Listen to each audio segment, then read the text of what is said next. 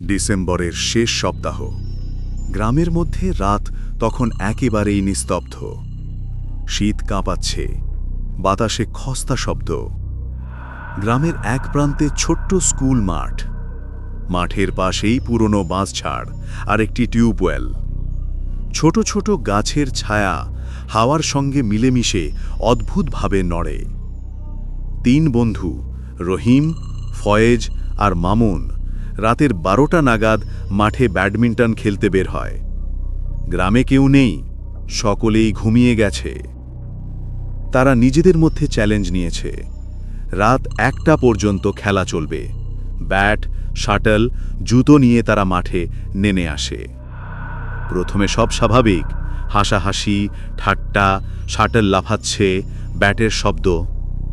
কিন্তু 20 মিনিট পর ফয়েজ লক্ষ্য করে শাটল বারবার বাঁশঝাড়ের দিকে যাচ্ছে, যেমন কেউ বা কিছু সেটাকে টেনে নিচ্ছে। ফয়েজ হেসে বলল, মজার ব্যাপার, বাঁশঝাড়ে ভূত খেলে কি?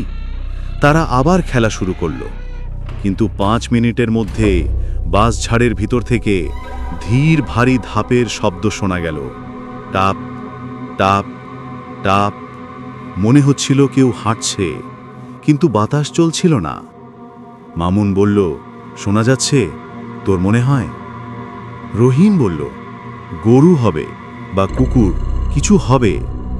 কিন্তু ফয়েজ মুখে হেসে বলল, না, চোখ দিয়ে দেখছি কেউ আছে। তিনজনে এবার দাঁড়িয়ে তাকালেন। বাঁশঝাড়ের দিকে আলোর ফোঁকাটা কম, হঠাৎ ফ্ল্যাশের মতো হালকা ঝলকানি।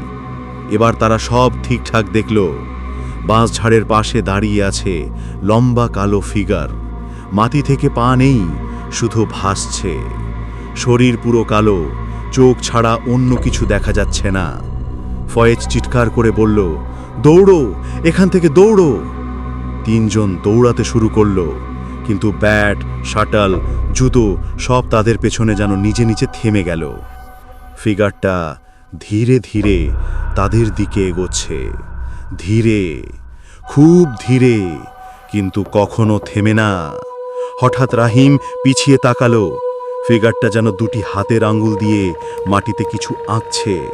মাটিতে অদ্ভুত চিহ্ন, জমাট বরফের মতো সাদা, কেটে গেছে মাটিতে।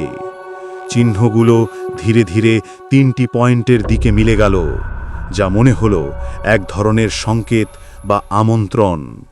ফয়েজ কাঁপতে কাঁপতে বলল, আমি আর থাকব না, তোমরা থেকো না। তাদের মধ্যে কেউই কথা বলতে পারছে না, শুধু চিৎকারের আওয়াজ বাতাসে মিলিয়ে যাচ্ছে।